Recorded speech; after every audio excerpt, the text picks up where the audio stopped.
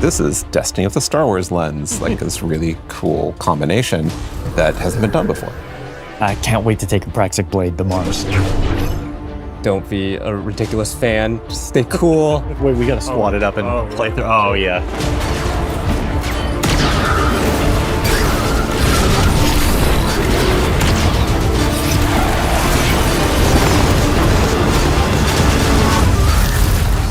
This is why we got into games in the first place.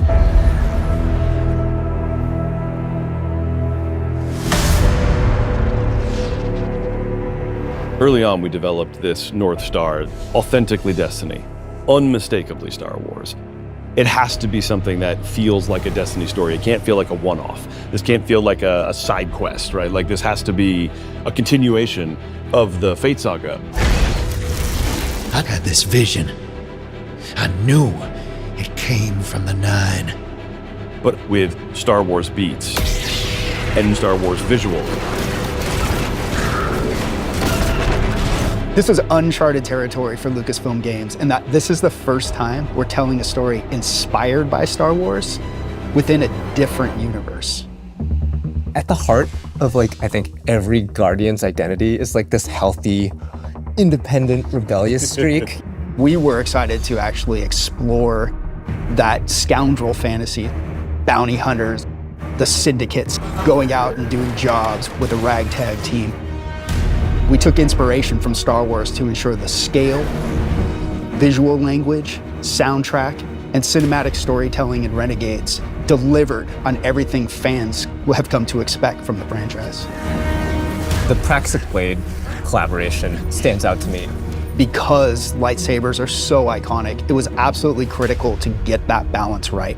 The team at Lucasfilm Games was just so solutions focused. It wasn't, it has to be this way. It was a lot of back and forth and asking questions about how would this work? Well, let's talk about it. All right, so we need a different energy source. Okay, what would that look like? It was all about what is best for the player. When we announced this collaboration with the studio, James may or may not have been wearing a fighter pilot helmet. Yeah. Destiny and Star Wars shared that same beating heart. I was like, oh, this is gonna be special.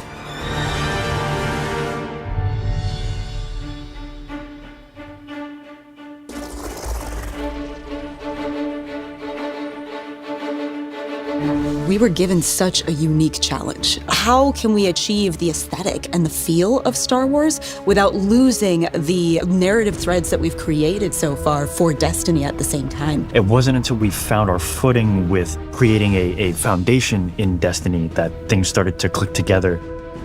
I remember the first time that we went down to San Francisco. We had this really big meeting where it was the Destiny narrative folks on one side and the Star Wars narrative folks on the other side. We broke the ice by just asking, what's the bad version of this? We had a really good laugh over what that looked like. And through that, we kind of uncovered that this should be the aesthetic, the vibe of Star Wars with the truth to Destiny's narrative that we knew needed to be there too.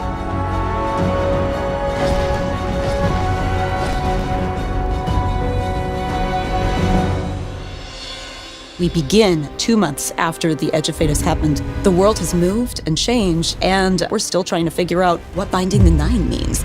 The Vanguard have redacted the prophecy of extinction. They don't want the public to panic over this prophecy. The crux of our story is the Drifter asking us to help him break Vanguard law for good reason to confront a new rising faction of Cabal called the Baron Imperium. It's what drives Eris to help the Drifter out, as well as the player Guardian. When we were thinking about what kinds of characters should be in this release, we thought about the kinds of archetypes we see throughout Star Wars. Yeah, and Drifter is an easy parallel. He and Han Solo share a cocky attitude, both former criminals. In Star Wars, there's a plethora of sassy droids. We have our own version of that through Ghosts, and Blue is no exception. Oh, look. Thanks for nothing. Blue is a Drifter's ghost, and I think as soon as people hear her, they'll be delighted and incredibly surprised. Our voice cast is stacked. Dredgen Bale is portrayed by Alex Lee, who is amazing. You are supposed to protect the people, not rule them. And we also got Hollywood actual royalty Danny Houston to play Premier Loom, the head of the Baron Imperium. Being able to work with someone from that kind of IMDb page was such an honor, and I was completely normal the whole time. Surrender, Barrett Imperium. Loom became this sweeping militaristic figure that I think is going to be a really good parallel to Grand Moff Tarkin or other evil military leaders from the Empire. So even though we're introducing new characters, we're still looking backwards at some of Destiny lore's most long-standing characters. Honor is another example of that. She's our Praxic warlock. She's loosely meant to be a parallel to something like a Jedi in Star Wars. She was part of a Vanguard internal affairs group that would police Guardians on the usage of darkness. Don't make me regret abandoning my post to help you.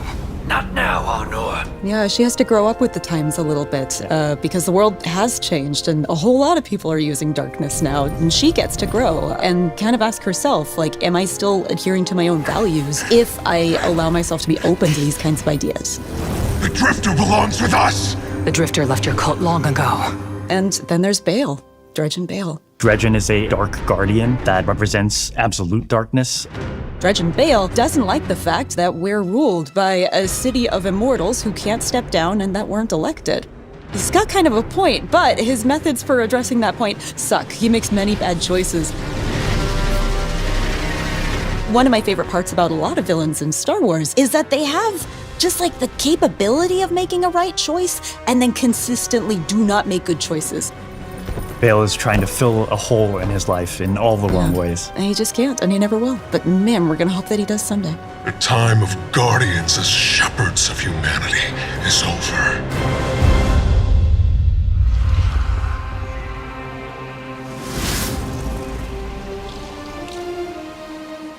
This has been an opportunity where you love Destiny, you love Star Wars, you want to do something with both. What are you going to put into it?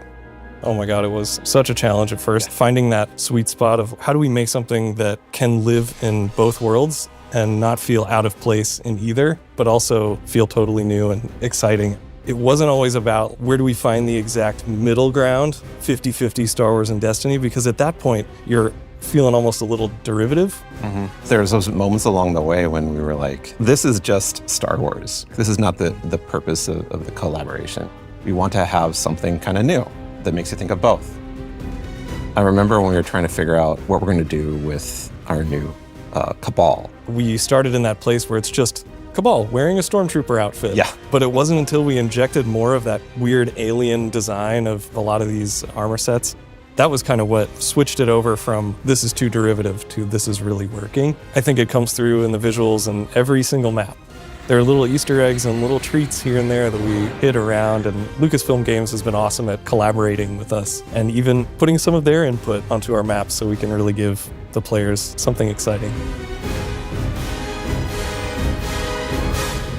The switch flipped in my head like, oh, we would never have done this without this collaboration was the Syndicates. Yeah. We're going places with the Vex and the Elixni and the Cabal that we really weren't going to go before. Oh yeah, and trench coats. And trench coats, yeah. We have Vex in trench coats that are playing cards. It's so awesome, and I don't think we would have dared do that if we didn't have this opportunity. No, and it was the perfect time in our universe to do it too. The Star Wars fans on the team just start coming out, telling their stories about what they're excited to build, and far be it from me to get in the way. We make a lot of weapons in Destiny. How do you take a weapon in Destiny, which we have literal like 4 digits of guns, and Understatement. right, and make something that feels new but also does justice for Star Wars? And Blaster was really obviously the choice. They're roughly in 2 groups. There's dynamic blasters, which are intended to be harder hitting, firing a ton. Brute force. And then we have a number of balance blasters. As you're shooting and the heat is building up, you're going to have a venting opportunity where you can hit a perfect vent. It's like functionally a reload, so you can start shooting again much faster. Sweet. I gotta ask though, what about those Cabal blasters? Are they accurate? What difficulty are you playing on?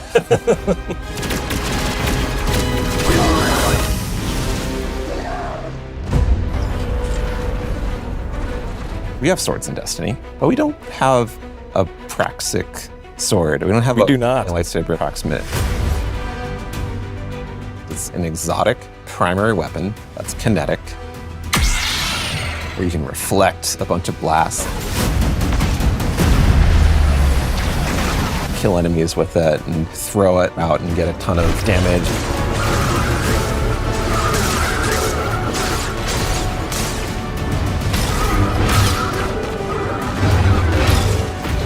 Having the sandbox be able to explore this new ability ecosystem with renegade abilities. We've taken so much of this opportunity and turned it into what we can grow. Every corner of the game, from the art, the design, the audio, the music, the UI, the rewards, completely infused with the magic of the collaboration. It's really been a real treat to be a part of. Yeah, super satisfying.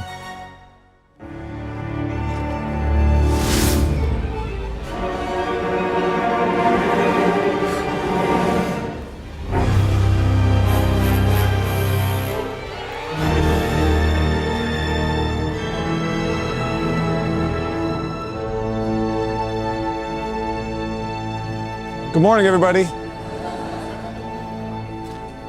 Didn't mean to wake you up with that beat, sorry.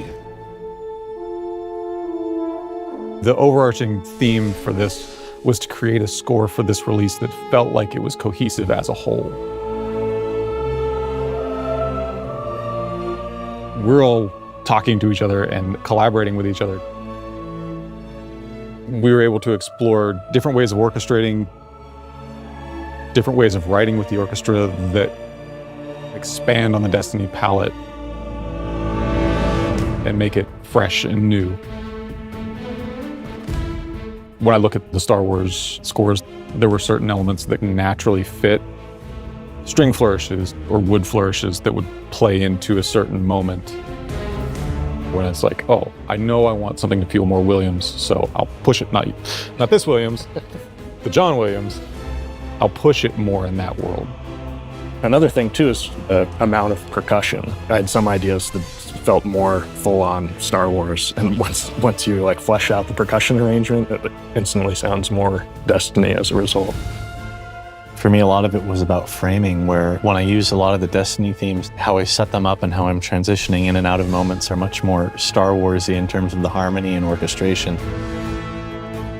I think the most exciting part about this was the opportunity to work with these guys and Mike.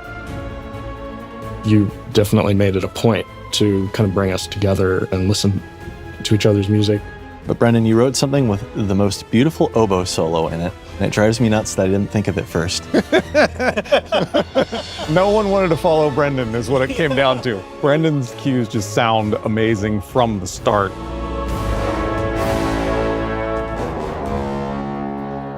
I remember, Nolan, your first high action cue.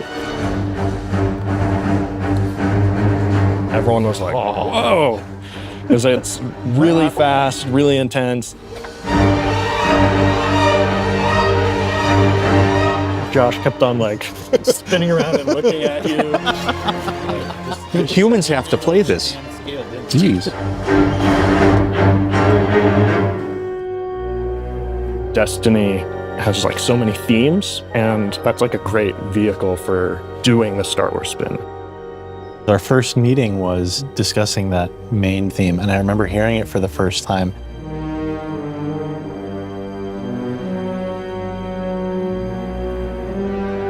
And everybody kind of perked up when we all heard it. We're all having ideas that were just a little bit different from one another. It was all sort of impacted what the final version of the theme was.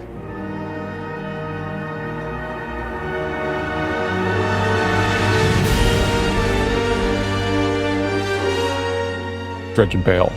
That kind of teed off the main theme, and the fact that we were exploring the idea of this kind of anti-Guardian character set in this story of scoundrels. We wanted something that would be a backbone to tell a longer arc story.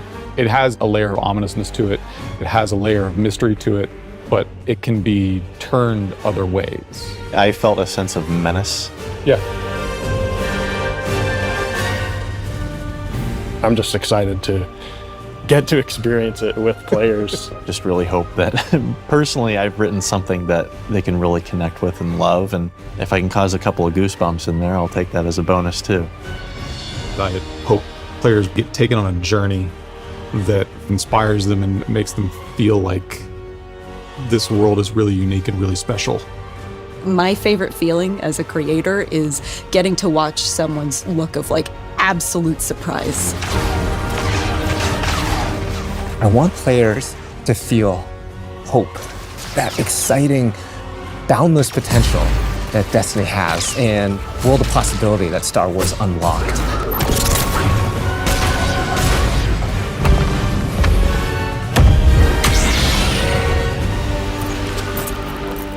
I've been waiting so long for this.